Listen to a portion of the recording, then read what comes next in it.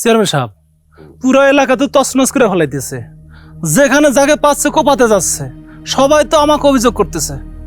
আমার ঘরে তো প্রায় উপোস থাকার মতো অবস্থা তৈরি হয়েছে। কথা সত্য। আমার কাছেও অনেকে নালিশ করছে, তার যন্ত্রণায় সবাই দরজা দিয়ে বসে আছে।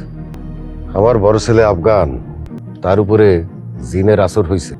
এই জিন নামানোর জন্যে কবিরাজ, ফকির, হুজুর কেউ তো আসতে রাজি হইতেছে না।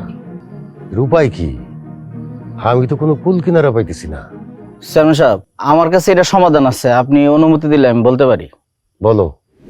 আপনার ছেলেরে জোর করে ধইরা পিঠ পুরা বান দিয়া তেঁতুল গাছে ঝুলাইয়া মান্দার গাছের ডাল দিয়ে পাশার মধ্যে ফ্যাত ফ্যাত করে দুইটা বাড়ি দিলে ঠাস ঠাস করে শব্দ হইব, আর তখন জিন তার জিনের গোষ্ঠী লয়ে পলাইব।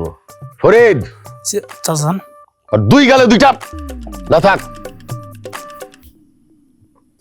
হুজুর, ফকির সবার সাথে কথা বলা হয়েছে, কিন্তু তারা কেউ আসবে না। কিন্তু একটা কথা বলেছে, রাজপুত্র সাবালক হয়েছে। সঠিক সময় বিবাহ না দিলে রাজ্যের উপরে এই ধরনের কুনজর আসতে পারে।